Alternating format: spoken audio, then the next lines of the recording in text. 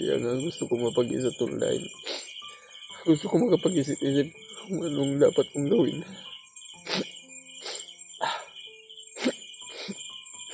Sana maintindihan niyo ako tol. Nasasaktan din ako tol eh. Kaya humingi ako ng patawad nila Kuya Bads.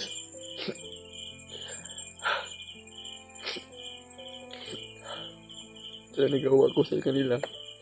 Gawa kong kasalanan. What's up tol? Sa mapagpalang gabi ay magandang araw sa inyo dyan tol. Update po tayo sa ating kalagayan ngayon tol. Ngayon lang po ako nakauwi tol. Hindi ako nakapagsama sa pag-update ng nila Jabe at nila G-Ward dahil sa problema ko tol na nabalitaan ko. Meron na nakapagsabi sa akin na mama ko binarang, kaya sinugod ko agad, pinuntahan ko tol. Sobrang layo tol, isang araw kami nagbiyahe dahil hinahanap ko kung saan yung bahay ni mama. Dahil sa kalagayan ni mama, kaya tol problema talaga ako. Kaya patawad sa inyo mga tol na hindi ako umalis, ako na hindi nagpaalam na Kuya Bads kasi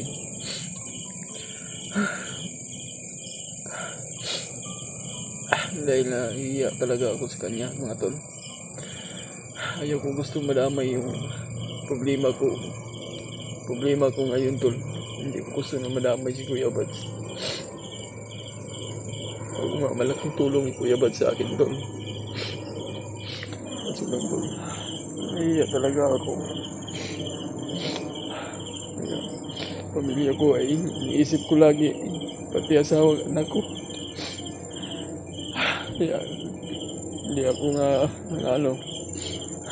hindi nga ako nagpag-video, pagpunta agad ko kay mama dahil sa nangyari.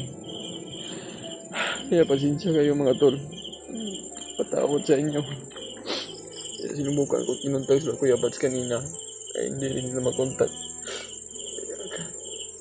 Kanina nakauwi ako, madaling araw at nakatulog ako. Sobrang pagod talaga dahil inalagaan ko pa si mama tol.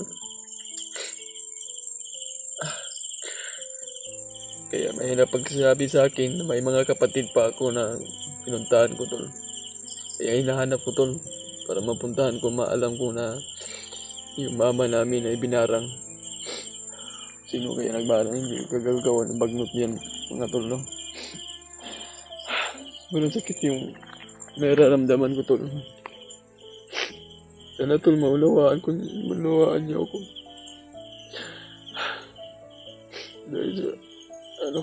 Dahil sa umalis ako kay Kuya Bads. Nakikita ko sa mga video niya tol.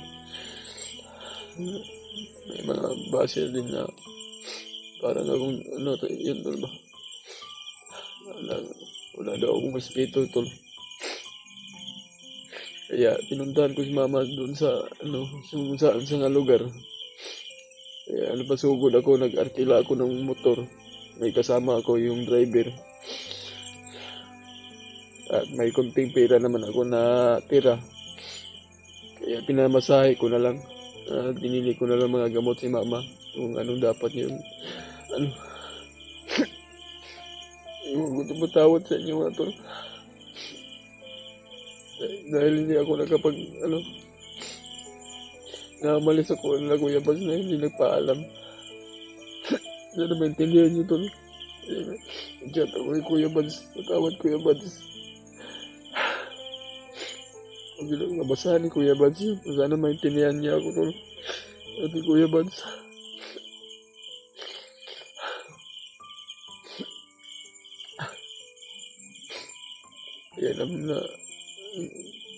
Kaya nga gusto ko mapag-isa tol dahil gusto ko makapag-isip-isip kung anong dapat kong gawin.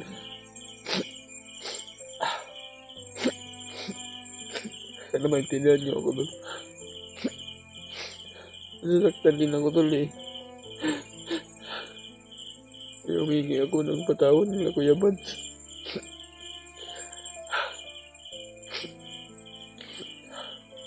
Sa nagawa ko sa kanila. Nagawa kong kasalanan. Gusto ko lang yung mahanap yung mga pamilya ko. At mga kapatid ko tol. Saktan din ako eh. May puso naman din tayo tol na masasaktan din tayo. Eh nakikita ko sa mga minsan naman tol. Nakikita ko sa nasasaktan din ako ba. Kahit maliit pa yung salita pero kinakaya ko lang. Kaya napaisip ako na ano bang dapat kong gawin. Sana makiusapan ko tol. Si Kuya Bas na humingi din ako ng pagkapatawaran sa kanya. Kasi sana tol mapatawad niyo ako tol. Sana maintindihan yung sitwasyon ko na hindi ako nakasama na nagpag-update dahil umalis ako na hindi nagpaalam na Kuya Bats kung dahil pero nag-chat na lang ako sa kanila tol. Umalis ako kuya dahil sa problema ko. Ayan tol. Sana makatawan niyo rin ako tol sa ko. Yeah, ngayon tol ay kapatid ko yung nahanap ko ngayon. Dito lang daw nakatira sa kung saan yung bahay niya. Meron nakapagturo sa akin na puntahan mo yung kapatid mo. Hanapin mo. Kasi nandyan na yung kapatid mo. Tinatanong ko sa ibang bahay. Dito ba yung kapatid ko nakatira? Tawad sa inyo mga tol. Sakit isipin tol na ang tagal na hindi ko nakikita yung mama ko ba. Kaya hindi nga ako nakapag-video dahil sobrang alala ko. Kasi binarang yun tol eh. Kung akalain ko kung bakit mama pa binarang, sana ako na lang.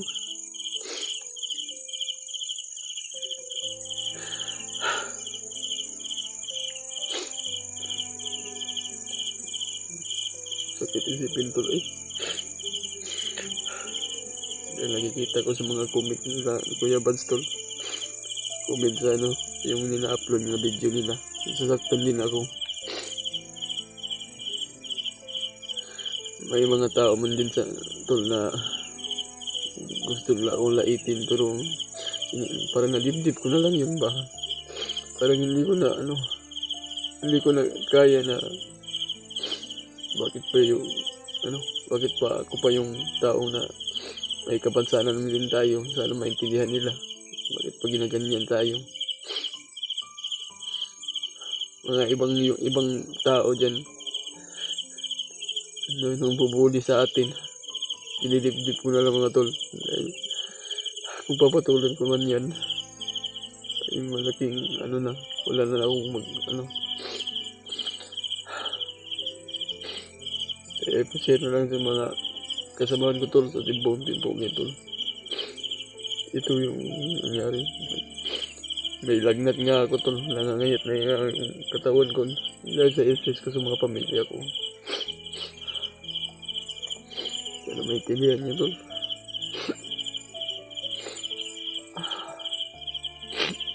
Sana mapatawad din ako ni Kuya Bads.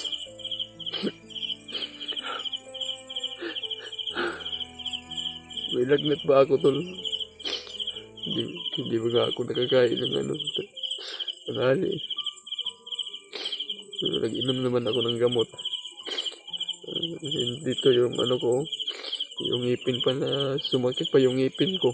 At yung mata ko parang may yung tumutubo na malaking butoy. Ayan tol. Salamat pala sa mga silent viewers natin dyan na lagi po tayo sinusuportahan. At lalo yung dagangan natin. Sasaktan din ako tol eh. Sabi na sa video ni Kuya Buds.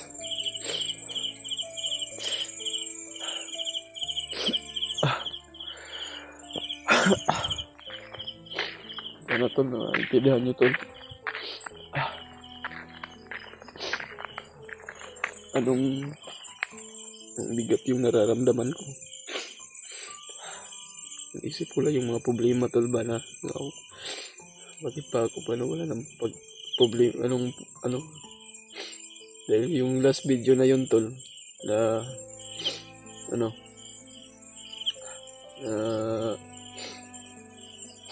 nakikita ko sa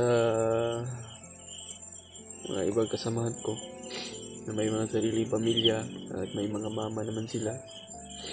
Kaya tol, sana maintindihan ko niyo tol na umalis at walang paalam dito yung bag. Kaya ngayon tol, ay maghahanap naman ako ng motor na pupuntahan ko yung kapatid ko. Kasi dito lang daw yun. Sana makita natin tol na para may uuwian din tayo.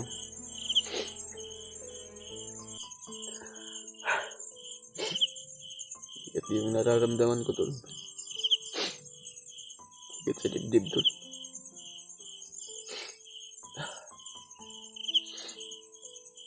Kaya ngayon baka hindi natin alam tol na o baka bukas o susunod araw aakit ba sila Kuya Buds. Kontakin ko na lang sila kung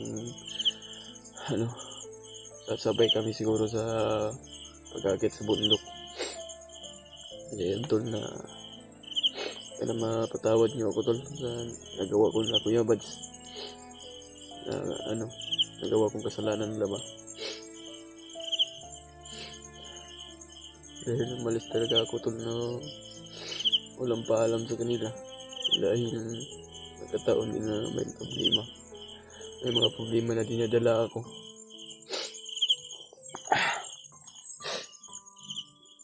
Yun tol nasasaktan din ako ba.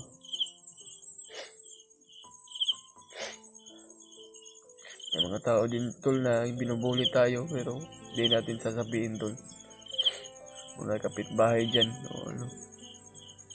parang inaapakan na lang yung pagkatao ko tol ba.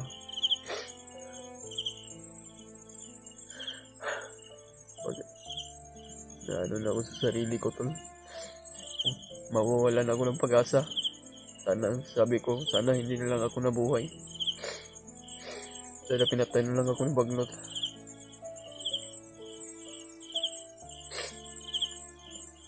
Lagi na lang ako sinasaktan palagi ba. Tinitiis ko na lang. Sabi ko kay Kuya Buds, tol, patawad kuya. Dahil meron din na akong mga problema na hindi ko kaya pag-isira sa inyo. Baka madamay pa kayo. Ganyan. Patawad talaga sa inyo. Hindi na mauulit Kuya Buds.